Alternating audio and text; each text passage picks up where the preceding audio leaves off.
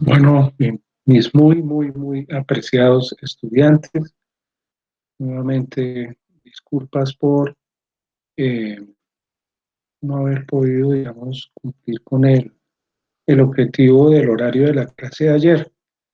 La razón, les repito, pues, una serie de compromisos que surgieron de último momento, mm, que me implicaban, digamos, conectarme a internet y no poder hacer las dos cosas en la hora de la clase.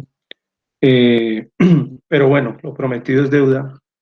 Y en lo que estamos aquí es para terminar, digamos, de darle cuerpo a un aspecto que es en el que yo quiero que me acompañen ustedes hoy, que es la optimización en las estrategias de forrajeo. Y vamos a centrarnos sobre un aspecto muy particular que es el elemento espacial. Y déjame comparto yo aquí la pantalla. He preparado una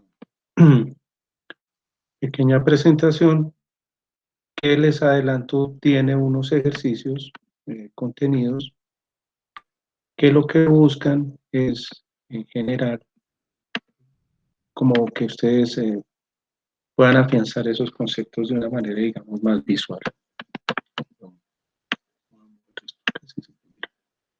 Bien. Nosotros, yo quisiera, digamos, como empezar retomando algunos aspectos. Todo este refuerzo es importante. El por qué el forrajeo como un eje central, digamos, de esta clase de primatología. Y es porque me parece a mí que estratégicamente también de los conceptos que nosotros manejamos en primatología, este es uno que es bien inclusivo.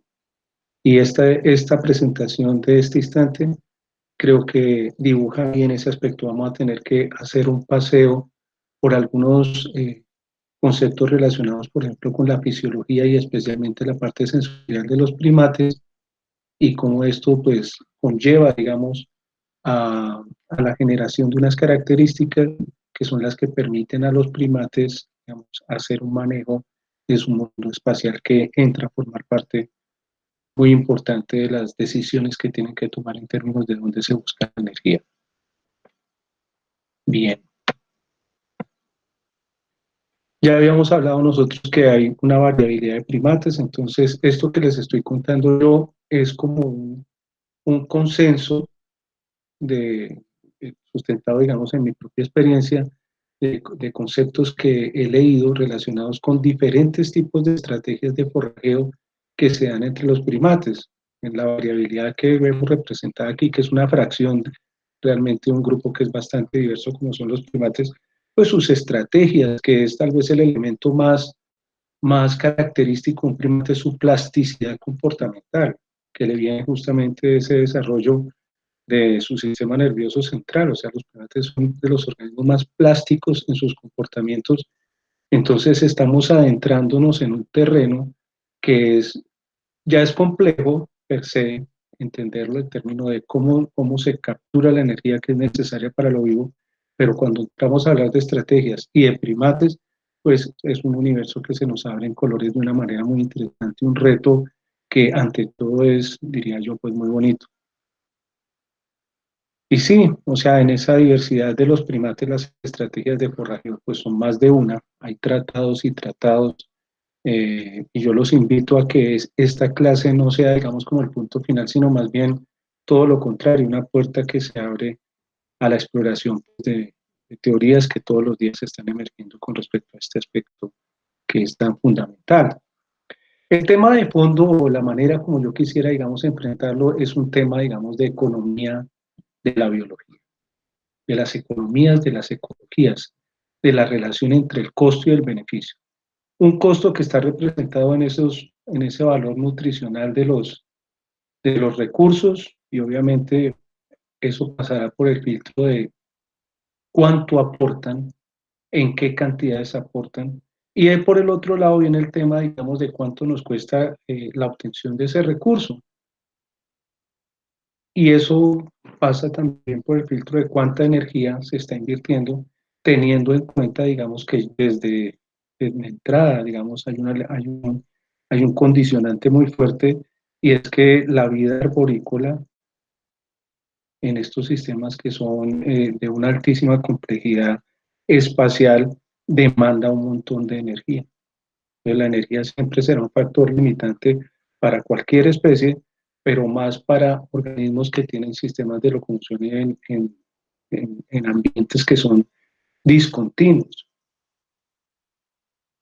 El primate no simplemente tiene que caminar, desplazarse, moverse a través de las matrices de medio donde se encuentra, sino muchas veces tiene que ejercer una energía, digamos, extra para suplir el hecho de que no hay conectividad, es a saltos. Entonces, esa hiperactividad que se le asocia a los primates nos está hablando desde que justamente estos organismos pues, pueden hacer un montón de cosas que son interesantes, pero que les cuestan en términos de movimiento. Empezando por ahí, sin tener en cuenta pues el otro elemento, y es que conseguir los recursos en ambientes que son complejos puede implicarnos también un gasto de energía enorme en la búsqueda y hacia allá vamos, ¿no? Entonces, ¿cómo saben los primates dónde forajear? ¿Cómo saben qué parte de su entorno utilizar? Y aquí hay preguntas de fondo que vamos a verlas en dos instancias de esta presentación. Pero una muy importante es, primero, cuándo, y a eso le hemos dedicado, digamos, un espacio en este curso, cuando hablamos de las tecnologías. Hay unos momentos en los cuales los recursos están disponibles y hay unos momentos en los cuales los recursos definitivamente son más escasos. Y el otro punto es dónde, porque el recurso puede existir, digamos, como opción. En la fenología se puede dar, digamos, el momentum de producción de frutos, pero si tú no das con el árbol específico que está produciendo los frutos o no lo puedes acceder por X o Y barrera física que ocurra en estos medios que son complejos, está al orden del día, pues entonces hay un problema. Y de ahí, juntando ese cuándo y ese dónde, nos lleva al diseño de la estrategia que sería el cómo. ¿Cómo es que se accede a esos recursos? Como les contaba yo, el espacio es una de esas variables que es importante en los sistemas tropicales. Esa disposición espacial de los recursos, llámense plantas o animales, es variable, es compleja, es multivariada más bien, y es un elemento que hay que tener muy en cuenta cuando estamos pensando en este tema del forrajeo. El otro elemento, como lo hemos mencionado, es la variabilidad de la oferta de esos recursos en el tiempo, las tecnologías a las que le hemos dedicado nosotros un espacio importante en este curso.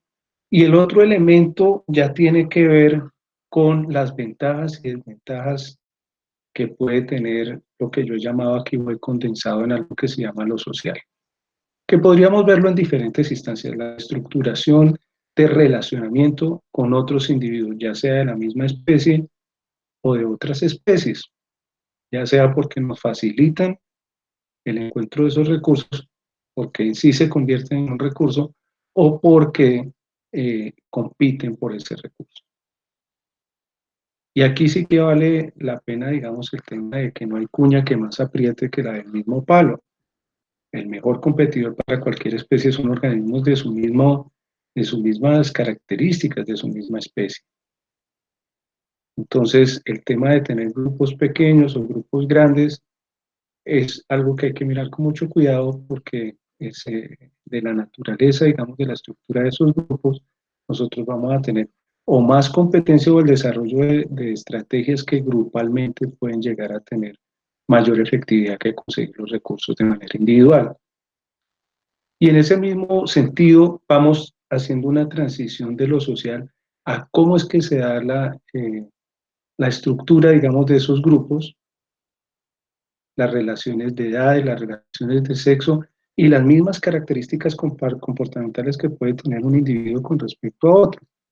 Entonces, cuando nosotros ponemos todos estos elementos en conjunto, hablar del forrajeo, no solamente desde la perspectiva del organismo, sino de todo lo que lo rodea, pues es un tema muy complejo y es justamente a ese reto al que nosotros le hemos apuntado como estrategia para poder entender de una manera más integral, la biología de los primates.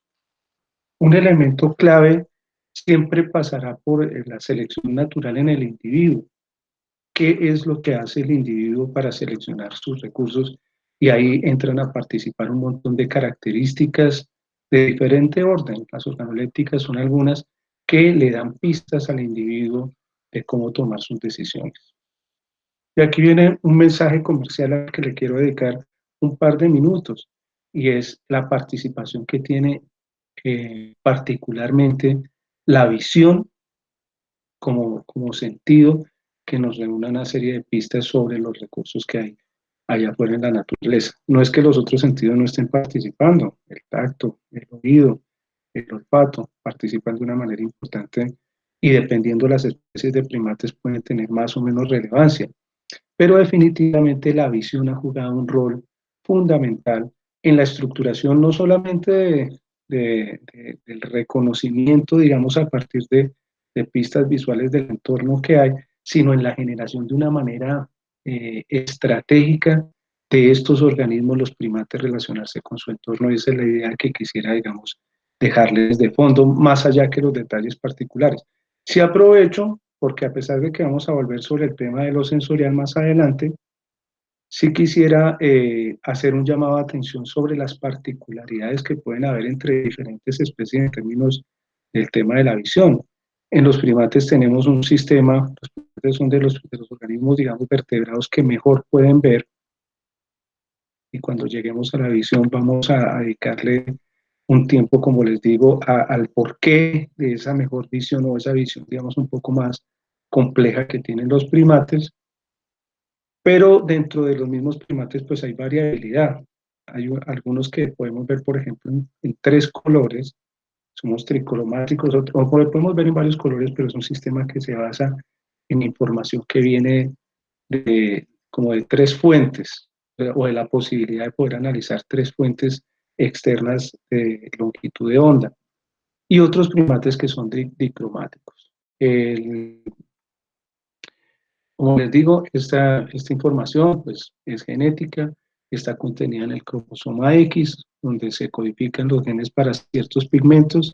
Esos pigmentos varían en su sensibilidad frente a diferentes longitudes de ondas. En los catarrinos, los primates del Viejo Mundo, y en el género Alowata, particularmente entre los primates del Nuevo Mundo, hay genes separados que captan longitudes de onda que nosotros consideramos digamos, como largas. Entonces es 535 y longitudes de onda media 562 nanómetros. Esto es lo que ahorita les muestro yo al espectro, les ubico dónde están esas longitudes. Y existen otros pigmentos que detectan longitudes de onda muy corta. Las longitudes de onda corta son las que tienen más energía. Las longitudes de onda larga son las que tienen menos energía. Entonces, por ejemplo, 562 está en el espectro del infrarrojo, allá cerca al rojo, y 425 está más cerca, digamos, al ultravioleta, no es el ultravioleta, pero está más cerca de ese otro, y le estoy pintando los extremos. Y eso en conjunto determina que haya una visión tricromática que es más compleja, ¿sí? En general, la visión depende de células especializadas, neuronas, los famosos conos y bastones, que no son otra cosa que bolsitas, células que hacen bolsitas, son bolsas dentro de bolsas realmente. El aparato de Golgi acá tiene una participación muy importante, genera bolsitas llenas de pigmentos, esos pigmentos se excitan a diferentes longitudes de onda. Los conos son los encargados, digamos, o los que contienen, más bien las células que contienen las bolsas que contienen los pigmentos que reaccionan a diferentes longitudes de onda. Entonces nosotros vemos en color principalmente por los conos. Y los bastones, que también son bolsas, son más alargados, por eso llevan ese nombre, tienen otro tipo de sustancias que tienen un discernimiento, digamos, más grueso. Ellos simplemente esas moléculas se estimulan frente a la presencia de luz o no luz. Hay muchos más bastones que conos, eh, y hay conos pues, que se nombran de manera diferente dependiendo del pigmento que tengan. Entonces, no todas las especies pues, tienen los mismos pigmentos. Entonces, hay conos que tienen, por ejemplo, con opsinas, les dicen a estos en general, se llaman opsinas, los pigmentos que reaccionan a la luz y producen electrones, pulsos eléctricos, Entonces, en esos conos puede haber, por ejemplo, pigmentos especializados al azul, al verde, al colores más rojizos a lo largo del espectro. Y los bastones están acá como en un punto intermedio, ellos simplemente reaccionan a un estímulo, digamos, de longitud de onda de 500 nanómetros, que está por aquí en esta parte, cerca del ciano, y, y es ellos simplemente pues mandan la señal de luz, no luz. Aquí vemos, pues sustancias que son muy complejas, tienen estas estructuras que pueden variar, o sea, sin cambiar su fórmula química, pueden variar en su estructura entre una forma cis, una forma trans, y de ese cambio se ganan electrones que son los que se disparan e emiten el sistema. Entonces acá tenemos el compuesto como básico, primitivo, es el retinal, y a ese retinal, pues, complejización a lo largo del proceso evolutivo, han aparecido estas otras opsinas. Opsina, la 1SW, la M y la L, que cada una pues codifica para diferentes longitudes de onda. 564, como les digo, más cerca al rojo, 534 por ahí en el verde, eh, el retinal, que es este en el 498 por acá en la mitad, este que está en la longitud de onda corta, el azul, y otro retinal que puede estar mucho más abajo. Hay otros organismos que tienen más compuestos distintos y pueden ver en otras longitudes de onda, y se ha ido explorando, digamos, dentro de los mismos mamíferos e incluso dentro de los primates, si pudiese existir, digamos, compuestos que nos pudieran dar pistas sobre otras longitudes de onda. Como esto está asociado al cromosoma X, pues tiene este mecanismo de transmisión. Ustedes saben que en los primates el sexo está dado por este cromosoma Y, que le falta una patica, y eso hace entonces que en los platirrinos y algunos sinos tienen solo un gen, pero ese gen puede tener alelos para 2 o 3 fotopigmentos. Entonces, la característica de poder ver dicromáticamente, pues dependerá de la heterocigosis de esas hembras, ¿cierto? Mientras que hembras homocigotas o hembras, o hembras o machos, digamos, no podrían ver, digamos, de una manera tricromática, o sea, pueden ver más de un color, o sea, pues dependería, digamos, de esa patica que le falta al cromosoma. Los que quieran saber más, aquí les dejo la referencia.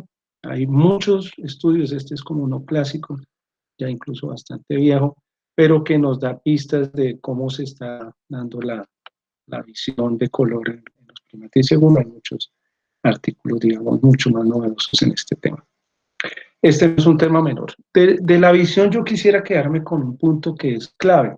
Aquí vamos a hacer un cambio de marchas. Todo este paréntesis, este comercial largo de la visión es para llegar a este punto.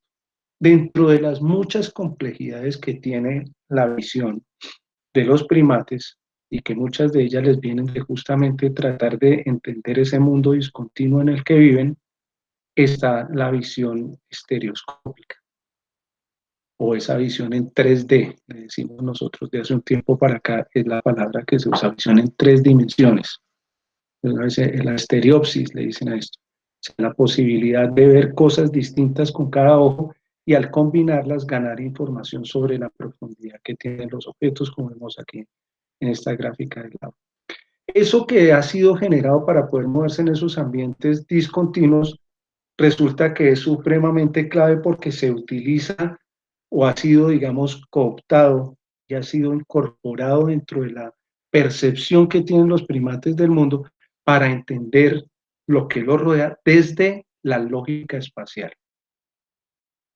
Hay organismos que utilizan otro tipo de pistas y construyen su raciocinio a partir de otras lógicas, sin descontar que la espacial siempre será una muy importante, pero para los primates mucha de esta inteligencia que nosotros identificamos como la chévere, la inteligencia del ser humano, esa predicción del antecederse a las circunstancias, nos viene de eso, esa posibilidad, digamos, de cálculos de las distancias.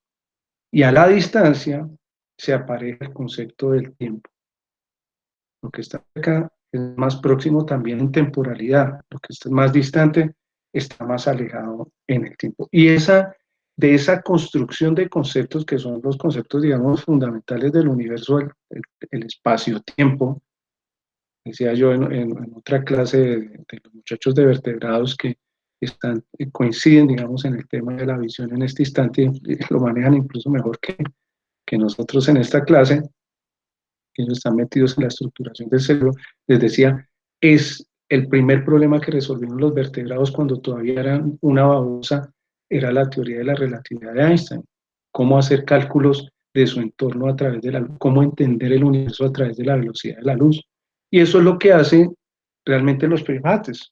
Entonces, para los primates, todos esos elementos de la topografía, de las formaciones vegetales, de las formas de vida, de las arquitecturas de los árboles, de las densidades de elementos en su entorno, son pistas fundamentales que les ayudan a ellos a ubicarse, a entender y a hacer cálculos de optimización sobre la consecución de sus recursos. Todo este mensaje comercial es para llegar a este punto, en que esto favorece la relación de costo-beneficio y está en el corazón, en la estructura, en la columna vertebral de las estrategias de forrajeo. Entonces, el elemento espacial está en el corazón para los primates, por su naturaleza, por su biología, por su evolución. El elemento espacial y el elemento de la visión es un elemento fundamental, intrínseco de la construcción de las estrategias de forrajeo. Tanto en la evaluación, digamos, de su costo, obviamente, que nosotros lo representamos en tiempo, pero les he hecho la claridad de que tiempo también nosotros lo podemos interpretar o asumir o utilizar la distancia como un proxy también de más tiempo dedicado a la consecución de un recurso, ¿sí?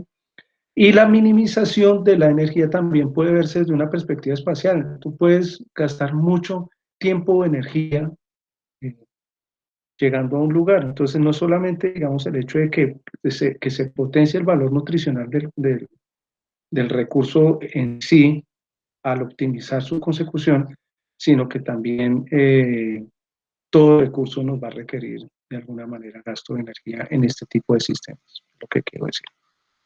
Y en ese sentido, el forrajeo, de una manera teórica, considera dos tiempos, digamos, como importantes. El tiempo de búsqueda, que es al que le vamos a dedicar atención en esta sección, y el tiempo de manipulación, que incluye pues hasta la ingestión, pero a eso le vamos a dedicar un espacio en otro capítulo de este curso. Y de ahí sale pues todo el tema de la teoría de optimización en el forrajeo, teoría de forrajeo óptimo, en donde lo que se busca es garantizar la mayor cantidad de energía bajándole el volumen al tiempo de búsqueda o optimizando los mecanismos de manipulación y gestión para procesamiento de ese recurso, que es la ecuación que tenemos acá abajo y es la que yo quisiera que ustedes tuvieran, digamos, muy presente. La energía para un primate es inversamente, la energía que gana de un recurso específico es inversamente proporcional al tiempo que dedica buscándolo y al tiempo que dedica consumiendo. Esta es una idea muy intuitiva, pero van ustedes a ver el poder que esto tiene, porque esto direcciona tres preguntas fundamentales: ¿qué comer? Pero sobre todo, ¿dónde encontrar la comida? ¿Y qué patrón de búsqueda utilizas? Que es a los dos elementos que ustedes ya vieron aquí en amarillo. Yo he dejado como los elementos que me parece a mí son los fundamentales a considerar en esta sección. Entonces, tres preguntas importantes: ¿qué comer? Pero sobre todo, ¿dónde y cómo? Y ese cómo va a estar muy determinado por el dónde. Y aquí caemos, digamos, ya un poco más aterrizando en lo que son nuestros conceptos de primatología en lo referente al forrajeo. Ustedes me perdonan si algunos de estos conceptos han sido reevaluados, han sido, digamos, sujeto de una mayor, una profundización mayor. Mucha de esta primatología, la primatología que yo aprendí, digamos, como estudiante de pregrado y en mis primeros estudios de posgrado, pero realmente esto tengo que hacer esa salvedad que todo esto puede haber sido, digamos, repensado de varias maneras. De todas maneras, la ventaja que sí tiene esta aproximación mía es un tipo clásico. Entonces, muchos de estos elementos clásicos siempre sirven como un pivot, como un punto de partida que nos ayuda a entender mejor, ya sea para descartar, para reforzar, para contrastar elementos que se hayan desarrollado de una manera pues, ulterior.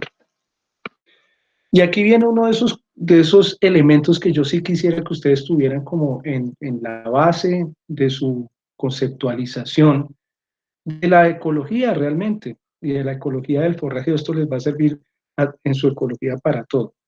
Yo he generado esta mnemotecnia. Apréndanse esta palabra, mismo. Mismo, mismo, mismo, mismo, mismo, mismo. Es súper clave porque desde mi perspectiva esto dibuja las reglas de juego básicas del forrajeo de cualquier organismo mismo. Ya les voy a decir qué es lo que significa mismo. Esto está sustentado en las famosas reglas de decisión de Dow y Lea de 1987. La primera, realmente, en el texto es la última, pero yo la quisiera dejar de primera, es al azar. Y esto podríamos dividirlo y más tarde les voy a mostrar como en mecanismos de búsqueda de recursos sustentados en conocimiento y no sustentados en conocimiento. Y ahí viene una discusión filosófica profunda sobre qué es lo que es conocer desde la perspectiva de diferentes organismos. Pero digamos que hay un mecanismo que es como el azar y otros mecanismos donde hay elementos del entendimiento se incorporan para optimizar la búsqueda. Entonces es el azar versus el resto de las cosas. El resto de las cosas cae dentro de eso que es lo que yo he llamado mismo, que son las reglas de decisión y vienen de estas siglas. La maximización, la M, la igualación, la I, la satisfacción y el muestreo óptimo, la última. Entonces son 5 letras, pero son solo 4 palabras. Maximización, igualación, satisfacción y muestreo óptimo. Y son súper sencillas, o sea, esto no es física de cohetes para llegar a la luna ni nada de esto, o sea, ni primatología super avanzada, es ecología muy básica que nos ayuda a entender mucho. La maximización, como su nombre lo indica, es visitar aquellas áreas que tienen más o máxima densidad de recursos, priorizarlas. La igualación ya incorpora otro elemento porque nos implica dividir el tiempo entre las áreas en proporción directa que en proporción a esa densidad de recursos. Entonces, miren ustedes, en la primera hay una priorización solo sobre aquellas áreas que tienen más recursos. En la otra, independiente de si tienen más o menos recursos, yo decido si dedico más o menos tiempo. Se llama igualación, maximización, igualación. Satisfacción, pues independiente de si tiene mucho o tiene poco, yo sé qué es lo que yo necesito y sobre esa base de lo que yo necesito es que decido si utilizo o no un recurso. Entonces, este es un conocimiento distinto, es un conocimiento interior. O sea, me da cierta gabela, me da cierta ventaja, porque yo soy el que voy a decir si necesito mucho o necesito poco. Lo otro es una decisión que se toma más desde la perspectiva de la oferta, la maximización y la igualación. La satisfacción tiene ese otro elemento, obvio tiene que ver con la oferta, pero tiene ese otro elemento interno. Y viene esta, que es como la combinación de las dos cosas en un sentido, algunos podrían decir un poco incluso novelesco, que eso nunca puede darse, esa es una posición dentro de ciertos ecólogos, de que no hay manera de alcanzar esa optimización, pero estamos hablando de un muestreo que es óptimo. Y es que se visitan aquellas áreas que ofrecen, sí, mayor densidad de recursos, pero que de que esa decisión se toma basado en información que ha sido susceptible de ser analizada, evaluada, monitoreada y entendida por el primate. Y estas son palabras, digamos, mayores. Yo creo que los primates sí son muy capaces de hacer eso. Hay gente que dice que hay limitaciones en este punto. Entonces, tenemos el mismo. Y esto tienen que aprendérselo ustedes para poder discutir. O sea, no es a rajatabla, sino para que podamos tener un punto común de discusión. Maximización, igualación, satisfacción y la optimización del muestreo. El mismo. Entonces, juguemos. Ya después de esta parte, digamos, como mnemotécnica, juguemos qué significa. Yo les he querido mostrar acá De pronto esta no es la manera más pedagógica, yo espero que ayude un poco a aterrizarnos estos conceptos complejos, pero vamos a ver cómo sería bajo el criterio de maximización de la visita de aquellos parches que tienen mayor densidad de recursos, cómo se vería eso en el espacio. Y yo me he inventado este jueguito. ¿En qué consiste el juego? Lo vamos a jugar en conjunto. O sea, de esta área utilizada por este primate hipotético, hay diferentes subsecciones que yo he llamado parches de oferta de recursos. Podría ser el mismo recurso, podría ser recursos distintos, simplemente pues no nos quedemos en eso y quedémonos sobre el elemento de que hay parches que no tienen nada y hay parches que tienen una cantidad.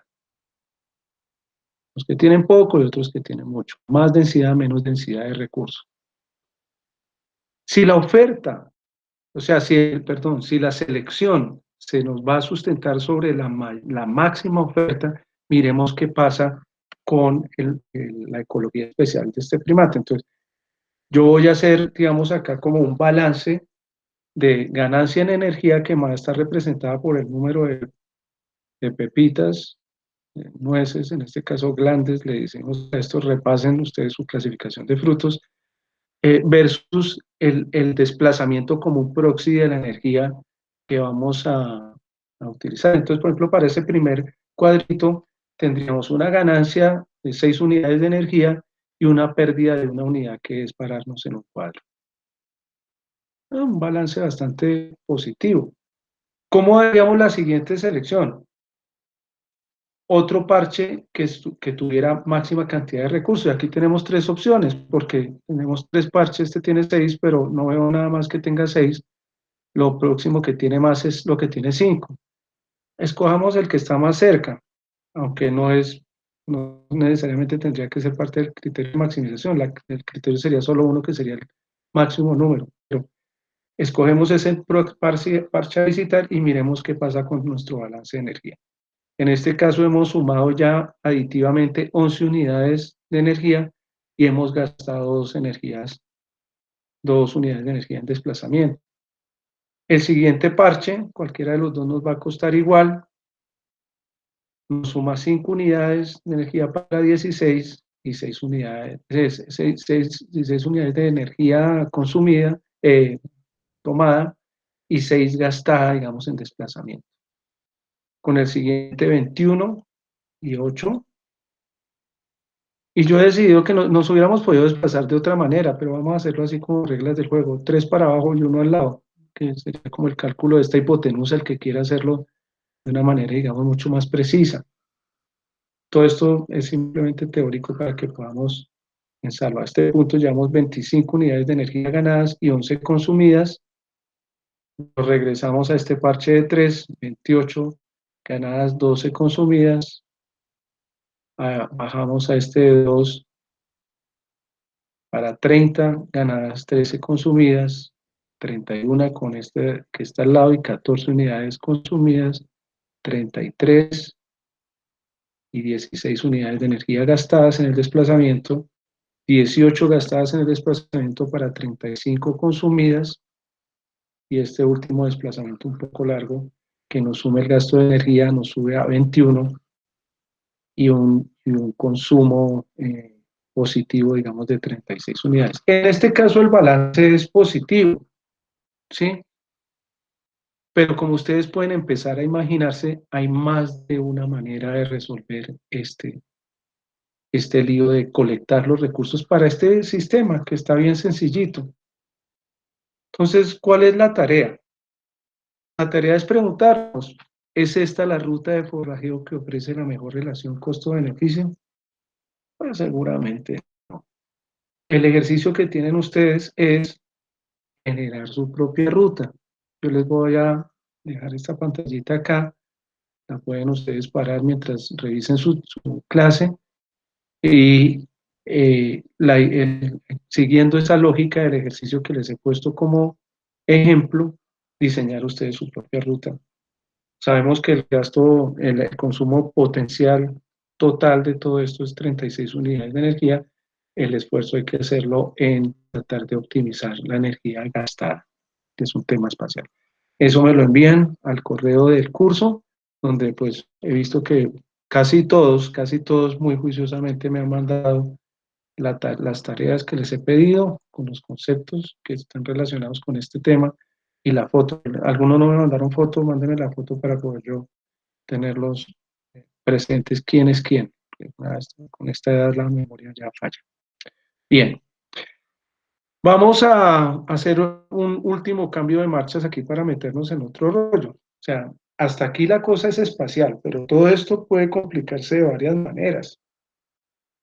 Y es que también hay elementos de ese forrajeo que están condicionados por el elemento temporal y que no es menor. Uno de esos elementos que está condicionado a lo temporal es las fenologías. Entonces miremos este sistema. Yo lo he simplificado bastante para poder traérselos como ejemplo.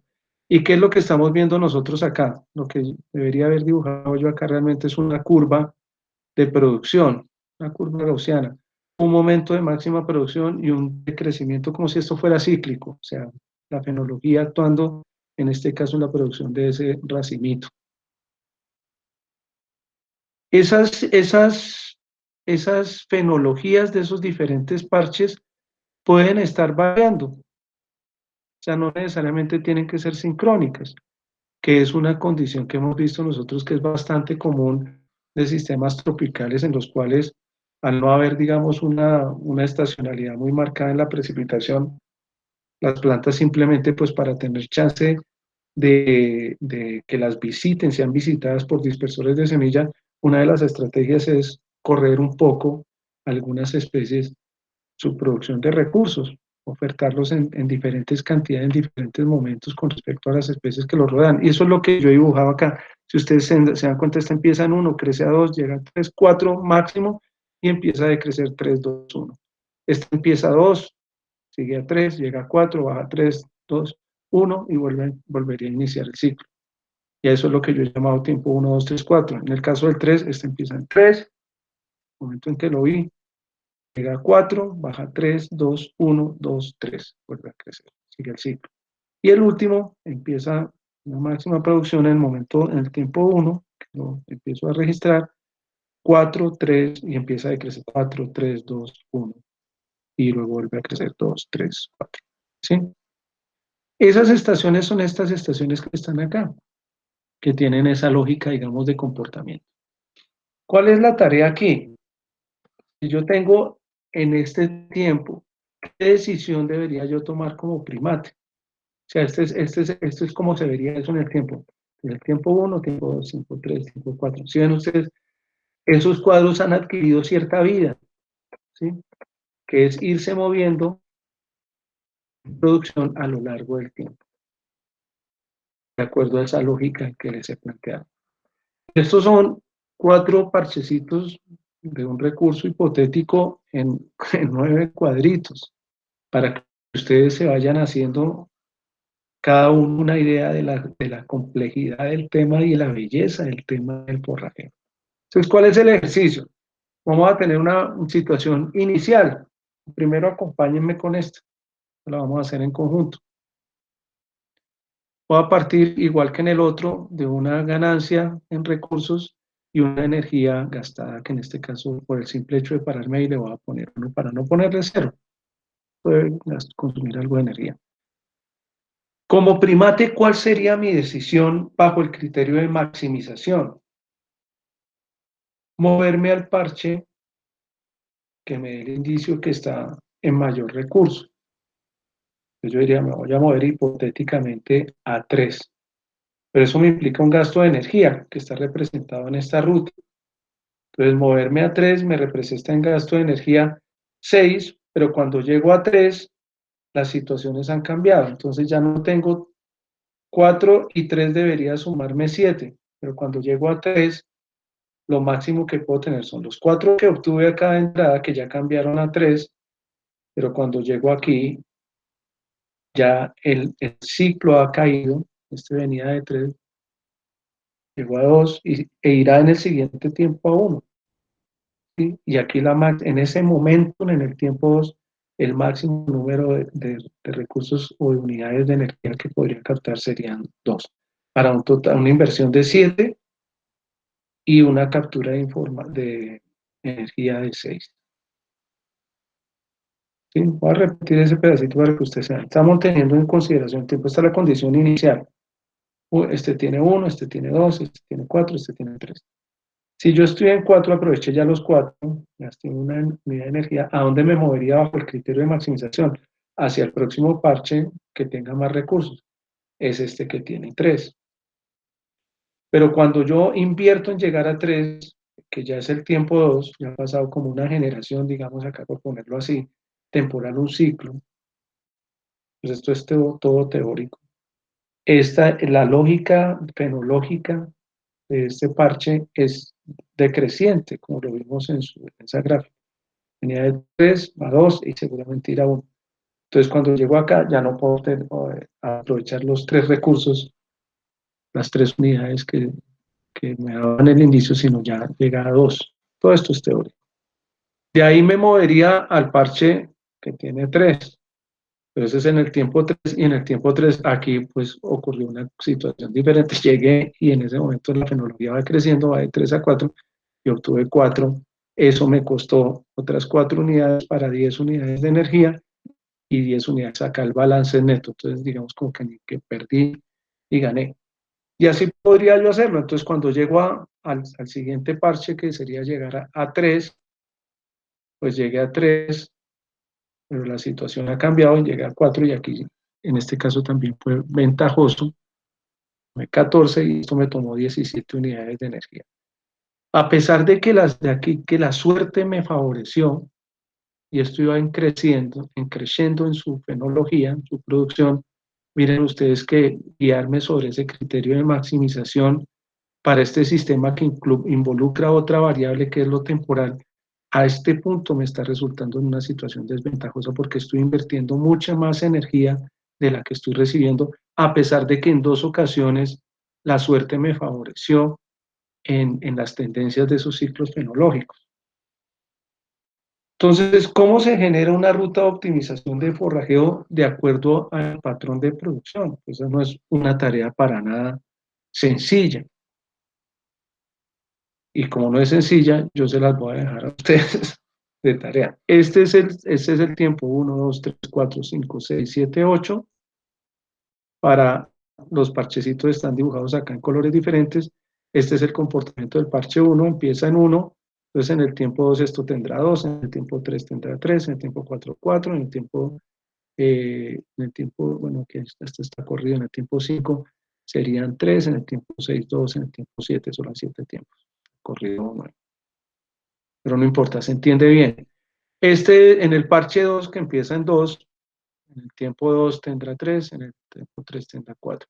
En el parche 4, que es este azul, empieza en 3, como está dibujado acá, en el tiempo 2 tendrá 4, en el tiempo 3 tendrá 3, y así.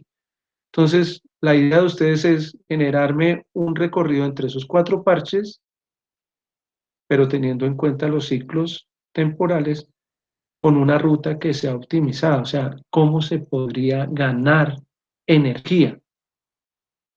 ¿Y por qué los pongo a hacer este ejercicio? Pues que no es sencillo, pero tampoco es imposible. Pues resulta que estas decisiones las toman los primates todos los días de su vida.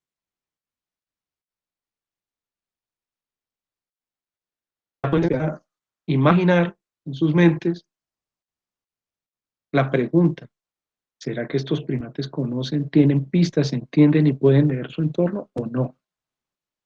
¿O esto es guiado simplemente por el azar? ¿Hasta qué punto? Esa es una discusión a la que ya iniciamos en algo de eso escrito, pero vamos a hacer un foro bien organizado cuando ya todos tengamos todos los elementos comunes, vamos a organizarnos para poder discutir esto. Esto igual me lo mandan al correo. Pueden parar la presentación cuando lo estén viendo ustedes allá en sus casas, tomar un pantallazo y de acuerdo a eso trabajar. Entonces, hay unos elementos acá que ya nos van organizando la teoría, digamos, y la matemática del forrajeo. y es uno de esos es que tal vez existe el concepto de un valor neto, o sea, unos topes de producción que están dados por unas condiciones, digamos, de unas coberturas vegetales. Eso es un valor que se podría esperar si tenemos ciertos parches o no tenemos ningún parche, por ejemplo, de palmas, pues eso no está aportando. Si hay muchas más palmas que otro tipo de recursos, si hay un ficus, si hay un... o sea, ya hay una expectativa de un valor neto. Con esa expectativa de un valor neto en no tiempo, digamos, el desplazamiento de un parche a otro, en, cierto, en cierta manera, o sea, no es la parte más importante, sino la exploración del área en su totalidad. Y ya sabemos nosotros que explorar el área sistemáticamente en su totalidad va a tener un gasto de energía que nosotros conocemos, y si no sabemos que hay un recurso que esté produciendo específicamente, pues nosotros vamos a apostarle, digamos, como al valor neto, a la globalidad que nos va a ofrecer toda esa área. ¿Qué estoy diciendo acá? Entonces, yo podría empezar acá en esta esquina de 4, y mientras me muevo del cuadrante que tiene 4, este cuadrante que tiene 1, gané 5 unidades de energía y gasté 4, y me vengo explorando en esta otra mala suerte, me volví por acá como quien recorre los campos de un microscopio buscando bacterias o alguna cosa, también es un forrajeo. Entonces gasté 4 unidades de energía, no encontré recurso, me vine acá, gasté otras 4 unidades de energía, no encontré recurso, y luego me regresé por acá para mi total de 10 unidades de energía por 1, 2, 3, 4, 16 unidades de gasto. Estas unidades de energía, esas no van a variar, el potencial que tiene, el valor neto que tiene toda esta área de producción. Entonces, el mensaje de fondo aquí es lo que sí podemos cambiar nosotros, que como el mensaje de fondo de estas dos tareas, es la estrategia con la cual nosotros exploramos esos recursos, esa área. Entonces, el tema espacial está en el corazón de esto porque es el elemento que se puede, a través de los comportamientos, manejar. El valor neto está aquí, son 10 unidades de energía, usted a ver cómo las captura gastando la menor cantidad, digamos, de esfuerzo. Entonces, miremos a ver, si nosotros nos basamos simplemente en la ubicación de parches, sin ninguna expectativa sobre si está produciendo mucho o poco, simplemente teniéndolos ubicados en el espacio. O sea, saber que hay áreas donde no hay recursos y áreas donde puedo encontrar más o menos recursos. No sé si hay 2, 3, 4, simplemente me voy a mover entre esos parches.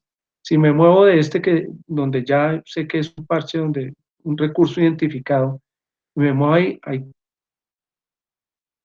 capturé una, o sea, no he llegado, pero moví a este parche 1 y me gasté 4 unidades de energía. Luego me moví acá de 2, gasté 4 unidades de energía, llegué a ese lado, capturé estas 3 y capturé estas 4 para un total de 10 unidades de energía, ¿cierto? En el movimiento de 16. Esta relación así es más ventajosa que irse moviendo por todo el plano. De pronto no es la óptima. Se falta información para volverla a la óptima, pero sí nos mejora mucho saber qué cuadrantes tienen recursos y qué cuadrantes no. Y ese es un primer elemento de juicio, digamos, muy importante para los primates. Identificar dónde están sus parches de recursos independiente de en qué momento un fenológico estén. Eso es algo que va a descubrir después. Pero esto le ahorra, le representa el ahorro de no explorar áreas donde hay recursos, donde no se sabe si hay recursos o no. Entonces, esto de alguna manera está asociado a que muchas de las áreas de dominio vital, el establecimiento de un área de dominio vital, es como cuando alguien compra una casa. ¿Ya? La quiere de cierto modo y la va conociendo en el tiempo y hasta puede adaptarla o puede empezar a sacarle provecho a cómo es la casa ya una vez adquirida. pero primero es un proceso de imaginársela como es, luego conocerla como realmente es y luego sacarle el provecho. Y aterrizando eso al tema de lo que estamos hablando, para los primates, ese conocimiento empieza por reconocer cuáles son sus especies que le pueden ofertar un recurso. Después vamos a ver que esto se complejiza más y les voy a compartir algunas reflexiones interesantes que derivamos nosotros con mi compañero de tesis de pregrado, que son conceptos que incluso no he encontrado yo todavía en la literatura, producto de todas estas elucubraciones y momentos de filosofar sobre el tema de, el forrajeo. Yo le dedico un tiempo de mi vida a pensar en este tipo de cosas. Entonces, la pregunta de fondo es, ¿vale la pena invertir en buscar en toda búsqueda? ¿Vale la pena toda búsqueda? No, no vale la pena toda búsqueda. Y eso está en pro del tema de la optimización del forraje. Pero lo que sí nos invita a pensar esto es que para poder determinar si toda búsqueda vale la pena o no, hay que tener unos elementos de juicio previos que nos permitan llegar a esa instancia, un conocimiento. Y aquí, digamos, esto se ha resuelto evolutivamente para los primates y nosotros tenemos primates que le apuestan a búsquedas más o menos específicas. Búsquedas que tienen más especificidad y búsquedas que tienen menos especificidad. Y hablamos nosotros en general de primates que son generalistas y primates que son especialistas. Yo voy a mencionar esto rápidamente de manera como de pie para lo que nos viene, que son los elementos sociales asociados al forrajeo. Hay generalistas estereotipados, hay generalistas elásticos, o sea, unos generalistas más generalistas y unos generalistas menos generalistas, como hay unos especialistas más especializados que otros. Y eso depende de cómo se aprovechan recursos de acuerdo a la oferta en el tiempo, básicamente.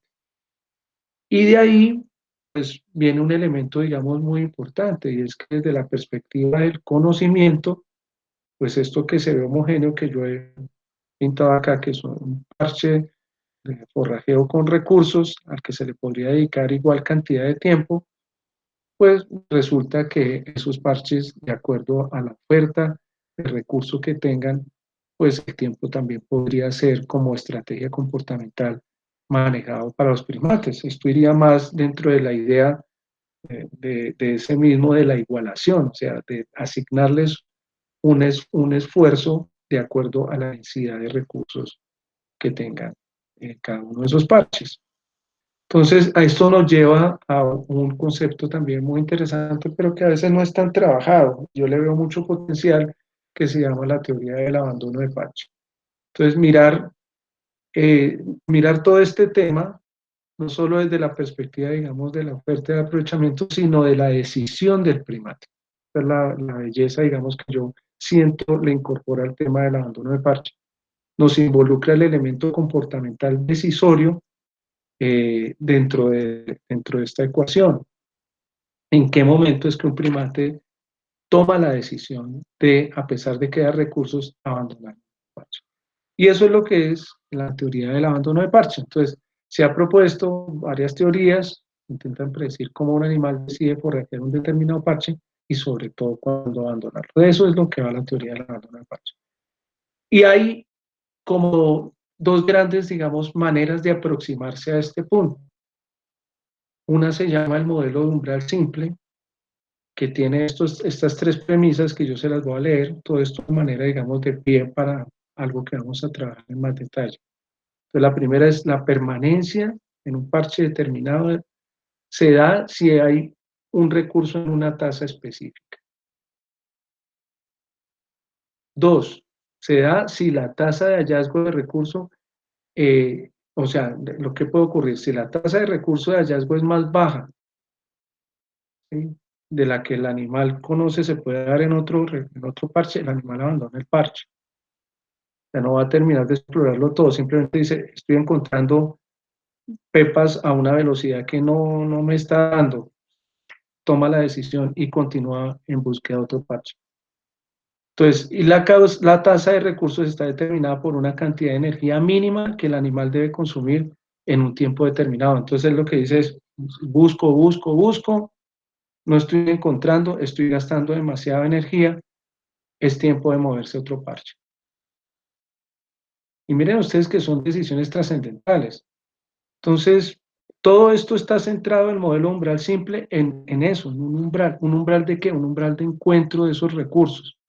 ¿Por qué? Porque el animal tiene en su noción, digamos, dos razones pueden ocurrir aquí realmente. O sea, el animal tiene la noción de qué es lo que debería aportarle ese parche para que le sea beneficioso o simplemente está sintiendo el desgaste de no encontrar. ¿Sí? Esta de arriba, la azul, implica un conocimiento. Esta es una razón más fisiológica que no son excluyentes, están dándose. Pero el tema de fondo es que debería darse para que un primate permanezca en un parche. La obtención de recursos en ese parche debería darse a una tasa específica y eso está dictado por un umbral, ya sea por el conocimiento o la fisiología. Y eso nos invita, digamos, al otro gran elemento de la teoría de abandono de parche, que es la necesidad de haber establecido unas comparaciones si esto deriva de conocimiento. La noción de esa tasa debe darse a partir de esa experiencia. Entonces, búsqueda en diferentes parches, comparando ofertas, y eso se habrá dado evolutivamente o se habrá dado como aprendizaje dentro de la ontogenia de un individuo, y también tiene como un termómetro la energía que le está costando al primate moverse entre esos parches. Y en ese sentido, pues tomar decisiones a partir de comparaciones, simplemente, digamos, explorando todo el rato, pues eso no puede llegar a ser contraproducente. Lo vimos en los ejercicios estos pequeñitos, cuando estamos gastando más energía en desplazarnos que la energía que estamos recibiendo, pero eso en la naturaleza pues puede tener condiciones bastante extremas. Y todo esto ya a manera de cierre se conjuga en lo que se llama el teorema del valor marginal, el TPM famoso. Esto es un enunciado, parte de la teoría de forraje óptimo, y dice que un animal debería forrajear en un parche hasta cuando sea más productivo salir y buscar un nuevo parche. Súper intuitivo, pero muy poderoso. Una vez abandonado un parche, el animal deberá desplazarse tan rápido como pueda a otro parche y con el menor gasto de energía, ¿cierto? Y ese parche debe tener unos recursos que sean eh, mayores que los remanentes que quedan en el parche que abandonó. O sea, la expectativa de encontrar más por fuera que lo que está dejando de explorar en el propio parche. ¿Cierto? Por eso se llama el valor marginal. O sea, es una noción de qué es lo que hay por fuera del parche específico que estoy consumiendo. Y este es un concepto bien profundo, porque nos saca a los primates simplemente como de organismos que instintivamente están comiendo lo que les ponga al frente, lo que les ponga al frente, lo que les ponga al frente. Cuando uno ve los primates en el campo, a veces pareciera que están haciendo eso hasta el momento en que ves que el grupo se movió. Y ahí empiezas a pensar de algo más está sucediendo. Y a veces las decisiones no son ni siquiera tan individuales y eso lo vamos a ver en un momentito. Entonces dice esto implica, digamos, que el animal tiene una experiencia suficiente con su ambiente y que ha guardado en su memoria información que es clave acerca del promedio de recursos disponibles. Esta es una idea súper poderosa de Charnoy. En 1976, a mí me parece súper poderosa. Yo le digo, estos son conceptos que son clásicos, pero son conceptos que todo primatólogo debía tener in the back of your head, dicen los gringos. O sea, debías tenerlos ahí para entender qué es lo que está sucediendo en cada momento o para tener elementos de juicio o generar nuevas interpretaciones si las que existen no se satisfacen de lo que esté sucediendo. Entonces, a fin de maximizar la tasa de ganancia, un animal debería abandonar un parche cuando la tasa de ganancia se convierte en marginal. Ojo, un animal debería abandonar un parche cuando la tasa de ganancia se convierte en marginal. Cuando la tasa de ganancia se convierte en marginal, es decir, cuando dicha ganancia es igual o menor que el promedio general de ganancia para tal parche. Súper interesante esto, súper importante. Una noción de lo que está sucediendo afuera con respecto a lo que estás obteniendo. Y esto nos lleva a otra hipótesis supremamente fuerte, que es la hipótesis del rendimiento. donde lo que estamos analizando, como hemos visto, es una tasa de energía obtenida en función a la cantidad de recursos. Y eso, en la ecuación esta que se plantea, se multiplica por la energía obtenida dividida por el tiempo de búsqueda, captura, manipulación, transporte. Entonces el rendimiento es la cantidad que obtienes obtenida por un factor que es el número de recursos por la cantidad de energía que obtienes de él sobre el tiempo, y ya vimos que el tiempo es un proxy de todos estos elementos. La búsqueda a la que le hemos dedicado nosotros ahorita en lo espacial un ratito, después vamos a ver qué significa esto de la manipulación, transporte y gestión de esos recursos. Entonces, esta ecuación del rendimiento, muy sencillita, muy importante, tomada, como lo quieran ver ustedes, desde la economía al estudio de los primates o de los primates, el entendimiento de la naturaleza al estudio de las economías. Bien, y quiero cerrar con este último punto, y es que muchas veces esas decisiones no se toman solamente desde la perspectiva individual. Hay algo que se llama la hipótesis de la ganancia familiar, y es extender, vamos a entrar eso en detalle más adelante, como un elemento de la estructuración grupal. En los primates, el aspecto social de los primates es uno de los aspectos más maravillosos, y con eso yo creo que vamos a darle una englobada a todo este curso. Pero les adelanto esto, sí, a veces no es la ganancia que tengas como un individuo. Recordemos que evolutivamente el individuo tiene una participación importante, pero la que sobrevive es la población. Entonces, aquellas decisiones que a veces van un poco en contravía de individuos particulares, pero que favorecen a la globalidad, como pueden ser todos los elementos, digamos, de lo que se llama selección inclusiva, del inclusive fitness, esto, el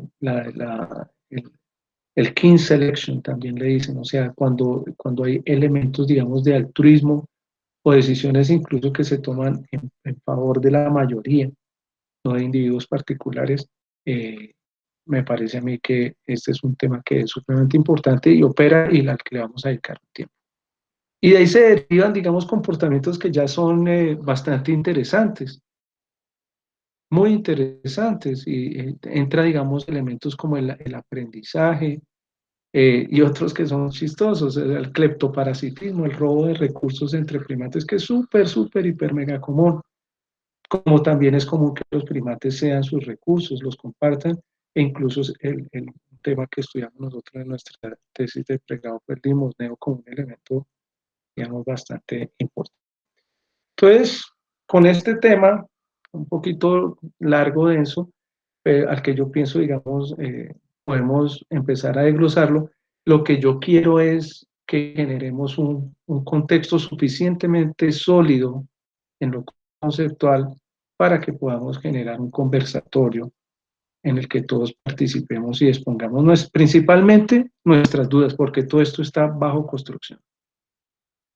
Es cierto que al tema del forrajeo y a la teoría ecológica en los primates se le ha prestado atención, y la primatología ha sido una fuente de conocimiento importante y hay muchos avances, pero también es cierto que nos falta conocer mucho. Mucho de la globalidad y mucho de casos particulares. Entonces aquí el aporte de cada uno de ustedes es fundamental. Espero las tareas, ratifico la invitación para, si bien esta clase ya me imagino que será el día viernes, en que tengo la presentación en la que espero contar con la participación de ustedes y que la disfruten por el mecanismo que les compartí en el chat. Un abrazo fuerte. eh, Aquí a esta hora ya van a ser las 3 de la mañana, pero no quería acostarme sin dejarles esta clase que me parece que les va a ayudar bastante.